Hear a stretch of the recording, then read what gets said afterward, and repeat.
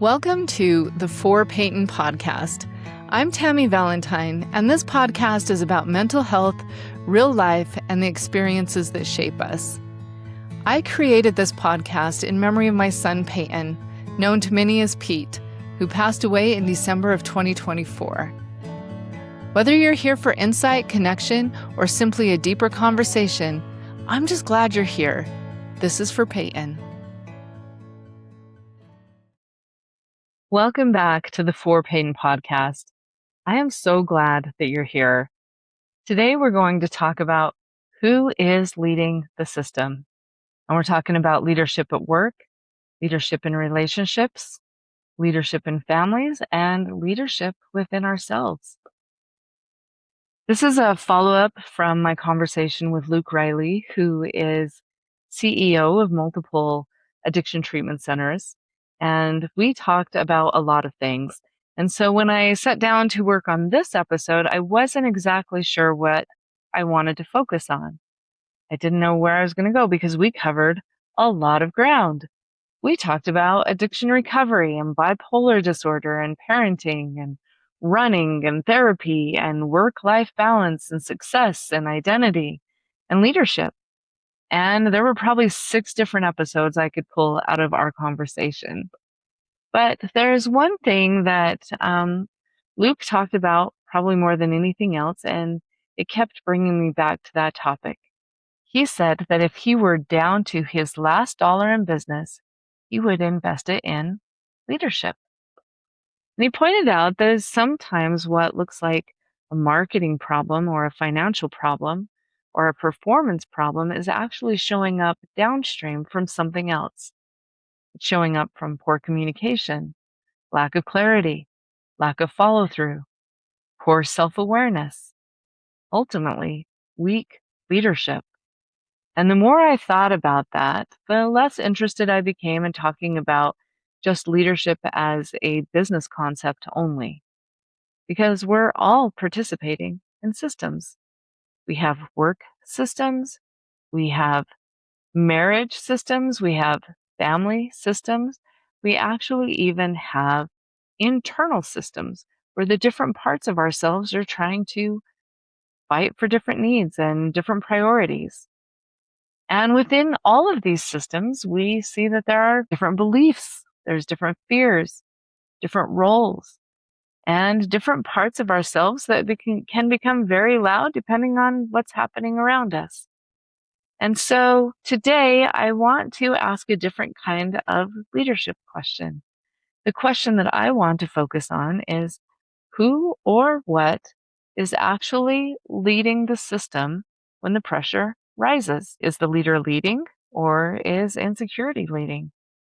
In a marriage, are 2 adults making thoughtful decisions, or is the conflict pattern making the decisions for them? In parenting, are we actually leading our children towards independence, or is our own anxiety about what might happen making the parenting decisions? So internally, we also have to ask, are we making choices from a grounded sense of who we are? Or has the achieving part or the critical part or the caregiving part or the angry part quietly taken over? That's where I want to go in this episode today. So let's start with the concept that a title does not mean that you're leading. I think that one of the first things we need to do is separate leadership from position. You can be the CEO and not actually be leading anything. You can be the parent and not necessarily be providing good leadership in that particular moment. You can be the more dominant person in a marriage and still not be leading the relationship in a healthy way. You can be highly competent and highly professional while being almost completely unaware of what is driving your own decisions. So one concept that I want to bring in is John Maxwell's principle of the law of the lid. I feel like it's really useful here. In this concept, he points out that the system can never outperform the effectiveness or the competence of its own leader. And That's important. As we go through these conversations, I want you to think about that, because a good leader will not only expand their own competence and their own ability, but as they do so, they create more space for the rest of the system to grow and to flourish. Of course, in that situation, we're talking about leadership, and that's leadership language. I also, in this episode, want to bring in clinical language that ties back to psychology. Sometimes we limit ourselves and think, simply, I need to become a better communicator. But what if the leader's unexamined self becomes part of the lid? What if that unexamined self is creating a ceiling that we cannot grow past and we can't continue to flourish? Research and literature consistently treat self awareness as a meaningful leadership capacity. A review of healthcare leadership training, for example, found that effective programs commonly included self awareness, emotional intelligence, interpersonal skills, communication, and teamwork. And although much of the evaluation literature still relies heavily on self report, we should be careful not to oversell outcomes. This gives us a different question. How much of leadership development is really self awareness? Because a leader who cannot tolerate criticism doesn't just personally dislike criticism. They may build a culture where nobody ever challenges them. A leader who desperately needs to be needed may unintentionally keep capable people dependent. Again, creating that system. A leader who avoids conflict may allow small problems to become major problems. A leader who ties personal worth to achievement may normalize a level of performance that nobody can sustain. That one hit really close to home for me. I tend to make a lot of my leadership and I tie that to achievement and performance. And so then I become highly driven, but it's not sustainable. Also, a leader who experiences uncertainty as intolerable may micromanage. The unresolved thing inside the leader starts becoming the part of the environment around the leader. So this seems like a good place to bring in the leadership principles that we read about from Franklin Covey. And one of the first ones that he brings to the table is being proactive. He describes that as taking responsibility for our lives and focusing on what we can influence rather than living in a reaction to circumstances. I like that because leadership is not, I control everything. It is, what is actually mine to lead here? Not what should everybody else do, not whose fault is this. It's actually asking the question, what is mine? And that question is going to follow us all the way through this entire episode. So let's talk about this idea of when your own stuff starts leading in an organization or in a work setting. One of the things that I really appreciated about Luke's conversation was his willingness to talk about self-awareness alongside of leadership. He wasn't presenting leadership as just a collection of strategies. He was talking about how people show up. And that is so important. And I think that this is one of the uncomfortable realities of leadership. Wherever you lead, you bring yourself with you. You bring your strengths and your insecurities. You bring your history. You bring your ambition. You also bring your fear. You bring your ego. You bring your conflict style and your attachment patterns. You bring your capacity to tolerate uncertainty. So when you walk in the room as a leader, all of it enters the room. You can have the world's best strategic plan and still create a terrible environment. Luke said something that I really liked. He said that leaders should be most seen in times of trouble and least seen when things are going well. That's actually a really good test of leadership because when pressure rises, our default patterns often rise with it. Do I become more thoughtful or do I become more controlling? Do I become more curious or more defensive? Do I ask questions of what am I missing? or who screwed this up? And that leads to a leadership principle I think matters far outside the workplace.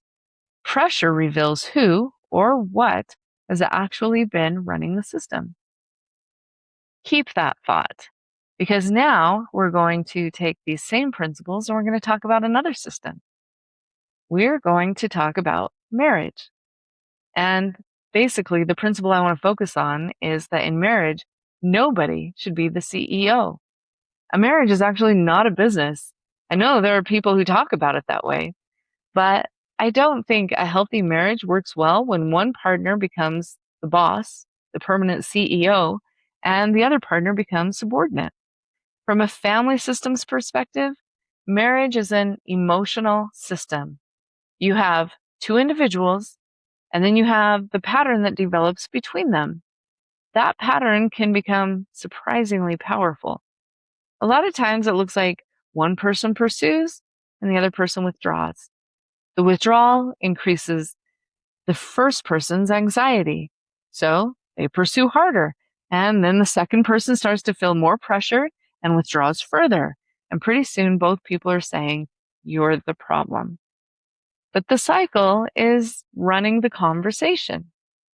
All of a sudden, we're not talking as people. Now this pattern is what the whole conversation is around, even though we're fighting about something on the surface. This is where I think Bowen family systems theory gives us one of the most useful concepts for adult relationships: differentiation.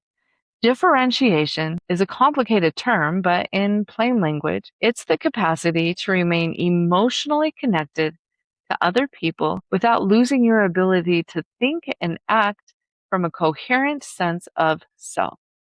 In other words, you can listen to someone else, you can understand where they're coming from without forfeiting your entire identity to do so. So, what does differentiation sound like in real life? It might sound like, "I love you and I disagree with you. I understand why you're upset, and I don't think I can give you the answer that you want." I don't like to hear those in my relationship, honestly, but it's better than just straight up disagreeing with me, right? When you say, "I understand why you're upset, but I don't think I can give you the answer that you want. I can tolerate and love you through your disappointment, but I can't immediately try to make your disappointment disappear. I can hear criticisms without collapsing or attacking." That is differentiation. That's leadership of self inside a relationship. And I think this is where Covey's fifth habit, seek first to understand, then to be understood, works really well. But there is one important caveat. Understanding does not always mean agreement. If my goal in listening is, "I need to agree with everything you say so that you'll calm down," that is not differentiation. If my goal is, "I'm going to understand your experience well enough that I can respond to the actual issue instead of my assumptions about it," that's different. That's healthy. So, what happens when we stop leading ourselves in conflict? This is where I think the Gottman research really belongs in this episode. It's not just another broad lesson on connection, but as an example of what takes over when relational self leadership breaks down. The Gottman Institute describes 4 destructive conflict patterns: criticism, contempt, defensiveness, and stonewalling. I want to look at each of these through a leadership lens. Criticism is not saying the thing that you did hurt me. You're actually saying, "This is who you are. You're selfish. You never care. You're impossible." At that point, I am no longer leading myself towards solving a problem. I am actually attacking an identity. Principle number 2 is contempt. Contempt is saying, "I'm above you and I'm smarter than you." And we use a lot of sarcasm and mockery and eye rolling and disgust. That's relational hierarchy entering a relationship that is supposed to be between peers. The next one is defensiveness. Defensiveness says, "My main objective is now proving that I am innocent. I'm not learning. I'm not understanding. I'm not taking responsibility for even 5%. I am just defending. And then there's stonewalling. Stonewalling says, this is too much, and I am checking out psychologically. Now, sometimes physical or conversational withdrawal may actually be necessary temporarily when somebody is flooded. But what happens is the problem is when that withdrawal becomes the entire conflict strategy. What's really interesting to me about this is that every one of these patterns represents the loss of self-leadership under pressure. Again, going back to that part that takes over when we're under pressure says a lot about where we're at in terms of leadership. The defense takes over. The goal changes. Instead of how do we solve this, the goal starts to become how do I protect myself? How do I win? How do I get away? How do I make you wrong? That's why Gottman's concepts of a softened startup can actually be really useful here. Softened startups are how we respond to these 4 principles. Their work found that the way a conflict begins predicts a great deal of how it unfolds, and Gottman materials consistently emphasize approaching complaints without immediate blame or character attack. That's leading my entrance into a conversation. I can't guarantee how you'll respond, but I can take responsibility for how I'm going to enter. That is differentiation. That is proactivity. That is healthy leadership. So what do we do when the other person is still upset? This is where adult relational leadership gets hard because sometimes you do everything right and the other person is still upset. You explain yourself. They disagree. You apologize for your part. They're still hurt. You establish a reasonable boundary. They don't like it. And that is when we discover whether we're actually trying to be healthy or whether we're trying to control the outcome. There is a big difference between I want to communicate well and I need to communicate so well that you never have a negative emotion about my decision. That is impossible. Healthy differentiation includes tolerating the fact that sometimes people we love will disagree with us. They're going to misunderstand us. They're going to be disappointed. They're going to want something that we cannot give them. And the goal is not emotional detachment. The goal is, can I stay connected without handing the other person's emotional state complete control over my decision? I think that's one of the hardest forms of leadership there is. And as a therapist, I work with so many people trying to get to this point. The point of, can I stay connected without handing the other person's emotional state or their well-being complete control over my decisions and my behaviors? I want you to think about that one. Spend some time with it. So now let's talk about parenting as leadership development. We've talked about it in the workforce. We've talked about it in marriage. So let's take it into the family. And this is where I want to do something different from the parenting conversations that I've had before. Because parenting is leadership, but parenting is unusual leadership because the end goal is eventually to transfer most of the leadership to the person you're leading. Don't you think that's kind of fascinating? That we are leading these children in our home and in their lives, but the goal is to raise up children that can lead themselves, lead in relationships, lead in businesses and in organizations. And when children are very small, we make almost all the decisions. We decide what they eat. We decide where they go, when they sleep, who supervises them. We decide what's safe. And over time, healthy development requires us to transfer more and more of that decision-making capacity until eventually we're no longer supposed to be the primary decision maker in their lives. Hopefully they still love us. Hopefully they still call us. Hopefully they want advice. But our job as parents was never to make sure this person always needs me to run their life. The job is develop a person who becomes increasingly capable of leading themselves.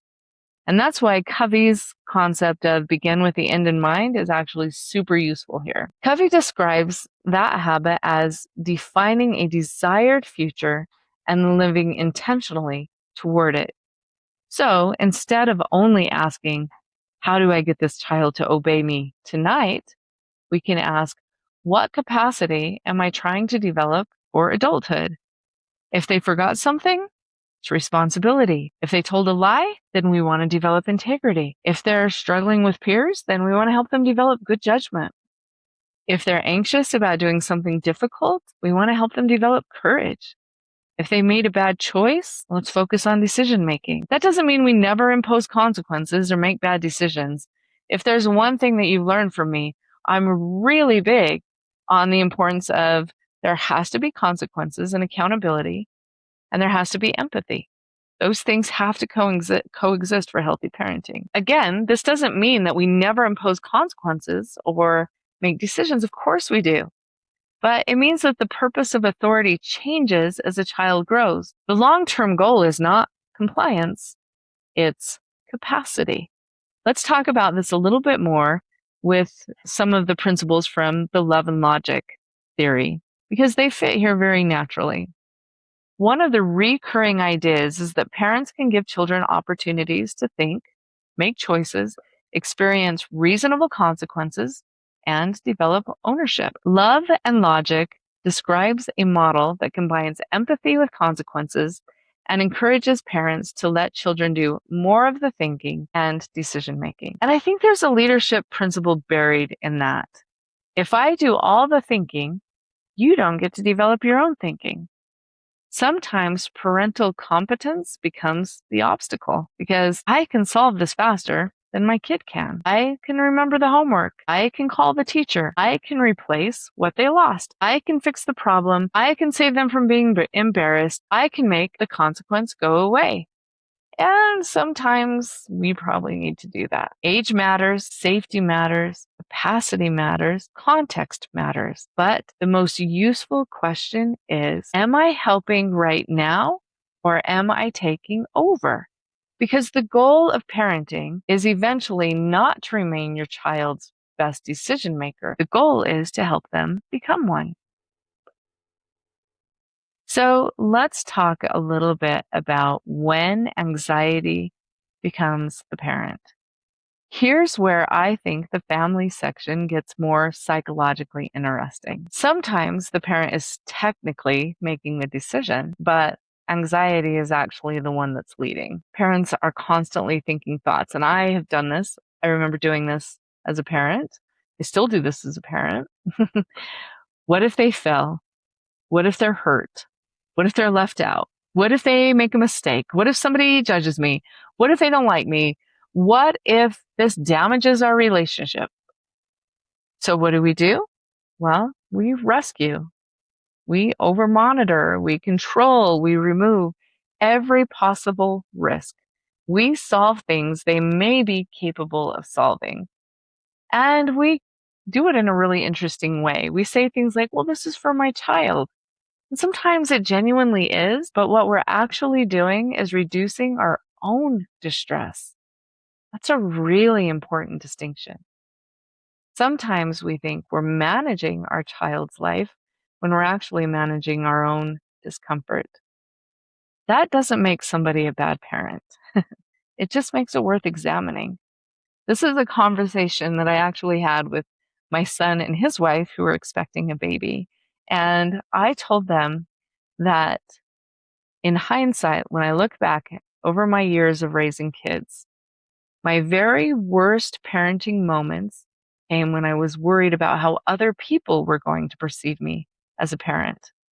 Because I prioritized my anxiety about that perception more than I prioritized what my kid needed in that moment. And if I could go back and I could do it all over again, I would really work hard to get what everybody else's perception of me as a parent is. I would work hard to get that out of my head, and I would stay dialed in on what my kid needed in that moment. Because if my anxiety becomes the real leader of the family, I may unintentionally teach things like, you can't handle this, or this world is too dangerous, or failure has to be prevented, or your discomfort means something has gone wrong. And those are not lessons most of us intend to teach. So now let's talk a little bit about the internal family system, because What happens in work systems and marriage systems and family systems can actually happen inside of us with all the different parts of who we are. And I know this can sound really crazy, but internal family systems gives us a really useful language that can help us understand it better. So internal family systems, or IFS, it was developed by Richard Schwartz, originally out of family systems thinking. And it conceptualizes the mind as containing different internal parts, along with a core self capable of leading those parts. For me, I like to kind of think that like I'm in a boardroom with all the different parts of my personality sitting at the table. And I am the self and I'm the one in charge of running those. But sometimes certain parts can get loud and they can take over. So internal family systems describe self-leadership through qualities including calmness, curiosity, clarity, compassion, confidence, courage, creativity, and connectedness. It's just a way of organizing our internal experiences. And I think that most people understand it immediately once you stop using therapy language. So we say things like, well, parts of me want to go to the party, but parts of me want to stay home. And a part of me wants to forgive, but a part of me is still furious. We might say something like, part of me knows I need to rest, but part of me thinks resting makes me lazy. Part of me wants to apply for that opportunity, and then another part of me is terrified of being rejected. You see, we're already speaking the language of parts. So imagine those parts as members of your own internal leadership team.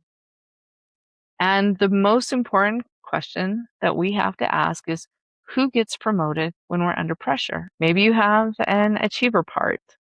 Achievement is not bad. That part knows how to get things done and create goals and push growth. But if it automatically gets promoted when there's pressure, productivity starts determining worth. And rest becomes suspicious. Failure becomes threatening. And anything that doesn't produce becomes difficult to justify. Maybe anxiety is risk management. Anxiety notices possible danger. It anticipates, it prepares. But what happens if that risk management runs the entire company? Then nobody takes risks ever again.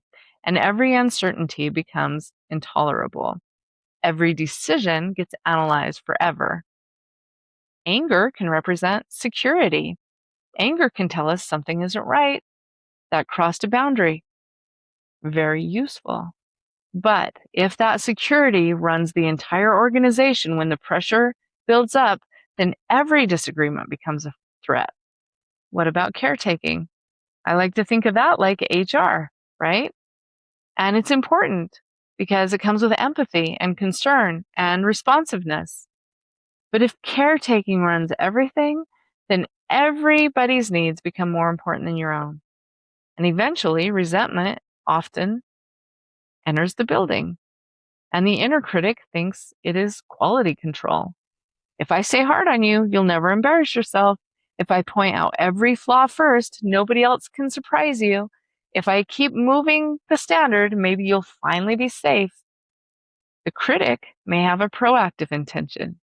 Healthy internal leadership does not just fire all the departments. It just stops letting one department run the entire organization. In other words, we stop letting one part of our personality run our entire lives in how we respond in relationships, how we respond in situations, and how we show up in the world. Let's talk a little bit more about self-leadership. Sometimes we want to say that self-leadership is self-control. We think of discipline and willpower and control and get yourself together and stop feeling that.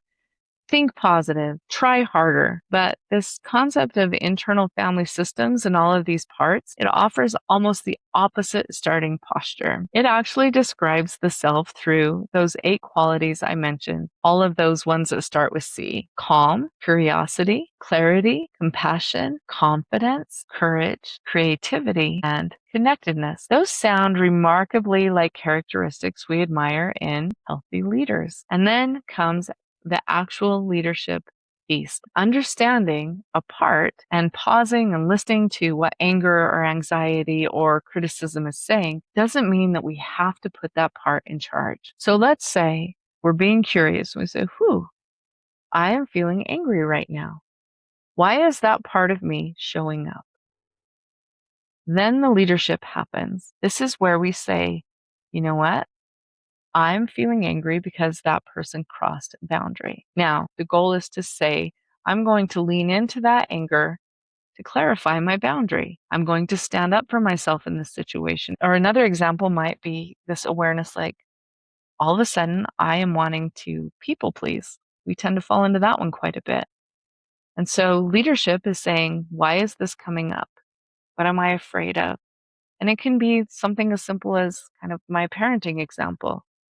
Well, I want to do everything right so that nobody has this weird perception of me. But the leadership part is where we say, no, I'm not going to step into that people pleasing role. We might say something like, I understand why achievement wants to keep working, but we are going to go home. That is self leadership. Self leadership isn't having no fear. It's being able to hear that fear without automatically putting it in the driver's seat. So now we're going to talk about proactivity. Proactivity asks us to distinguish what is in our influence from what is not in our influence. What can we control and what can we not control? Internally, people waste an enormous amount of energy trying to control experiences we simply cannot control. Try to tell ourselves, don't be anxious, don't think about that, don't miss them, don't be angry, don't be embarrassed, don't care what people think. But you know what? That is not how the mind works. A better internal leadership question is, given that this experience is here, what is mine to choose? I may not be able to make grief disappear, but I can choose whether I tell someone that I'm struggling. I may not be able to instantly stop my anxiety, but I can decide whether anxiety is going to cancel something important or not. I may not be able to prevent a critical thought from showing up, but I can decide whether I automatically treat that thought as truth. So, one of the last things that I want to dive into before we wrap up this episode is when the job title becomes the whole identity. And this brings us to Carl Jung. Jung gives us a little bit different but complementary way to talk about identity. He used the term persona for the part of personality that we present to the outside world, the role or public face that helps us function socially. Jungian sources emphasize that the persona is necessary. The problem emerges when it becomes confused with the entire self. And Jung's concept of individuation was about becoming more psychologically whole, developing a fuller relationship with the different aspects of the psyche rather than remaining identified with only one narrow role. And I think this is super important. I think this goes to kind of the heart of what Luke and I talked about. I'm learning that I don't want to show up performatively. I want to show up authentically. Another thing that I am starting to shift my own perspective on is the definition of perfection. So perfect doesn't always have to mean flawlessness. It actually can mean becoming complete or whole. And so all of these things connect directly to something that Luke said in our conversation. He said, I am not what I do. Now, that is a really easy thing to say, but it's a lot harder to live. Because what if your persona is, I am the CEO, or I am the therapist, or I am the mom, I am the provider, I'm the competent one, I'm the funny one, I'm the strong one, I'm the person that everybody calls. Now, those are not fake identities. In fact, they can be very deeply meaningful. But if that persona becomes your entire identity, then preserving the role can start to run the internal system and all the other parts of us go quiet. If I must always be the competent person, then asking for help becomes threatening. If I always become the strong one, then grief becomes threatening. If I must always be successful, then failure stops being information and it becomes an identity crisis. If I must always be needed, other people's independence can strangely become threatening too. Jungian psychology, it's not modern neuroscience, and I wouldn't present it that way, but it gives us an excellent question to ask. What part of me has had to stay off stage so that I can maintain the person everybody thinks I am? Is it the tired part, the uncertain part, the grieving or the playful part, the person who needs somebody else? That question gets very close to psychological integration. And this ties into the last part of this episode. Something that Luke talked about was hiding in plain sight of success. He said, quote, I was able to kind of hide in plain sight of success. That's such a great phrase because success can become camouflage. Not always. I mean, I want to be clear that achievement is not pathology and ambition is not a diagnosis. Busyness doesn't automatically mean that we're being avoidant, but functioning can hide a lot. Trust me, this is something that I know firsthand because my default coping mechanism is to become overly functional and highly ambitious when I want to avoid something. A person can be successful and funny and productive and reliable, and they can be needed and highly respected and still be in significant stress. Functioning tells us what a person can still do. It doesn't necessarily tell us what it costs them to keep doing it. And when the successful persona is firmly in charge, it can become difficult, even for the person themselves to acknowledge that something is wrong. Because the evidence says, look at me, I'm succeeding. So how could I possibly be struggling? But guess what? Both can be true. And this is where that internal leadership requires honesty rather than image management. So going back to this idea of the internal board meeting, we need to talk about who gets the vote. I want you to think of that board meeting in your mind with all of the different parts of your personality sitting there.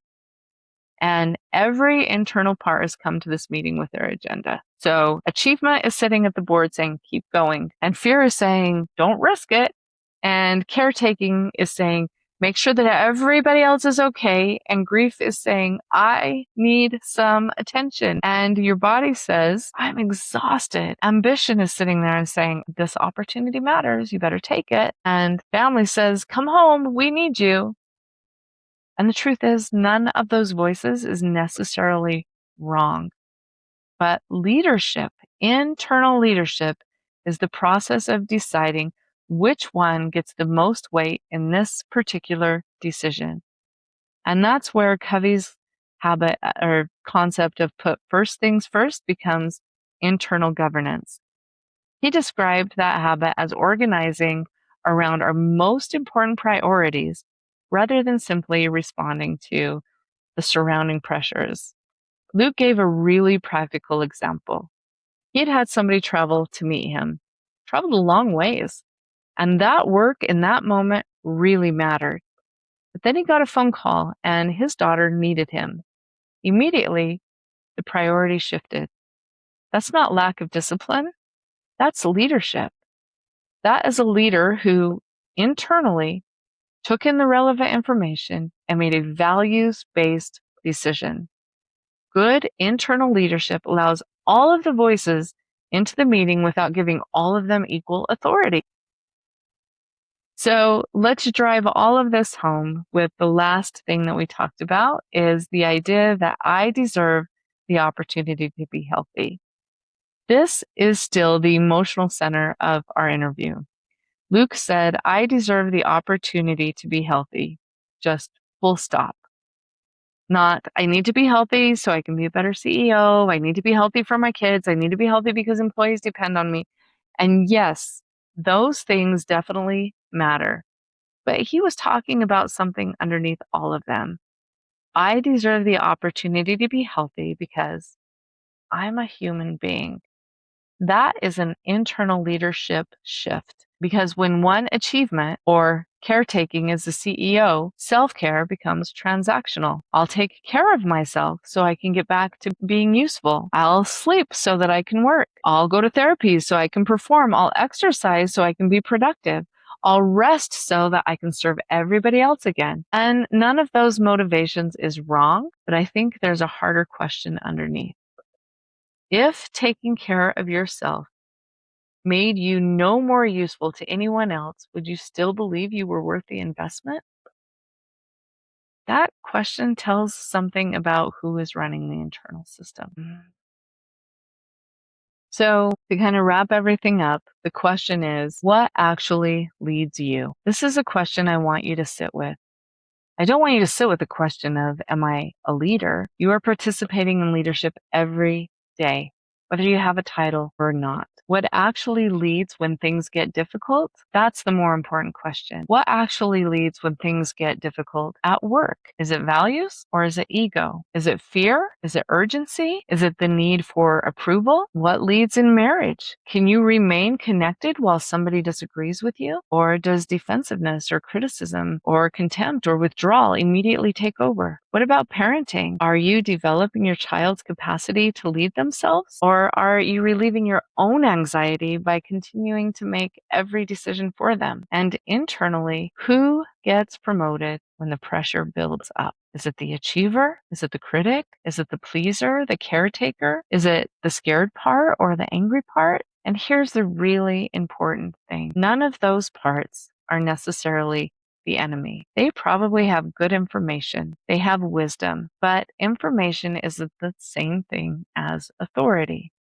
Anxiety gets a voice, but it doesn't automatically get the deciding vote. Achievement gets a voice, but it does not get to determine worth. Anger gets a voice, but it doesn't get to run every relationship. People pleasing, it gets a voice, but it doesn't get to erase the caretaker. That is self-leadership. I want to leave you with some leadership questions, with one question for each system. So, for work, when we talk about leadership in work, when pressure rises, what actually leads me? Is it curiosity? Is it values?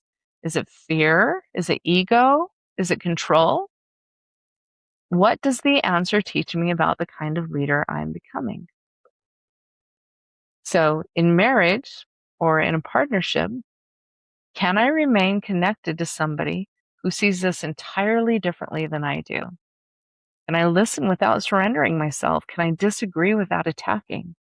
Can I tolerate another person's disappointment without immediately fixing, defending, or withdrawing? Let's look at it in the parenting and family system. Am I developing this person's capacity to lead themselves? Or am I doing the thinking because it's faster? Am I rescuing because it's emotionally easier? Am I controlling because uncertainty is uncomfortable for me? What would responsible transfer of leadership look like at this developmental stage? And the last system, which is probably the most important, is our internal system. Which part of me is currently in charge? And is that the part I actually want making this decision? What would a little more calm look like? Or a little more curiosity, or courage, or clarity? Not getting rid of the other parts, but leading them. Luke said that if he were down to his last dollar in business, he would invest in leadership. I think that that is definitely worth expanding beyond business. Maybe leadership development isn't simply learning how to direct other people. Maybe it's learning enough about ourselves that we can recognize when fear, ego, anxiety, achievement, anger, or the need to be needed has been quietly taken over. Maybe it's about developing enough differentiation to stay connected without disappearing into other people's emotions. Maybe parenting leadership means having enough confidence to gradually give leadership away. And maybe self-leadership means becoming curious enough about all of our different parts that they don't have to scream for control. And maybe Investing in leadership means investing in our capacity. Luke said, "I am not what I do, and I deserve the opportunity to be healthy." Those sound like mental health statements, but I think they're leadership statements too, because they represent a shift in who gets to run the internal system. It's not the title, it's not the achievement, it's not fear, it's not addiction, it's not the diagnosis, not the roles that we have. They all get acknowledged, but they don't get to become the whole person. The whole person is the result of all of them being integrated and working together. You see, good leadership is not control after all. It's having enough awareness to know what is in the room, enough courage to hear it, enough clarity to decide what actually gets to lead. It's bringing all of those parts into the meeting, listening to all of them, integrating them, and then responding to the situation in a way that is safe, healthy, and meaningful. Thank you so much for listening. I just want to remind you that there is a digital download that goes along with this episode about how we develop leadership within ourselves. So, until next time, for Pete's sake, take good care of yourself and each other. Thank you so much for spending time with me on the For Peyton podcast. My hope is that this conversation gave you something to think about, something to carry with you, or maybe a reminder that you're not alone. If you'd like to go deeper, you'll find companion episodes and related digital downloads for each topic at valentinecounseling.org. This will help you continue reflecting, learning, and applying what resonates. Until next time, for Pete's sake, take care of yourself and each other. This is For Peyton.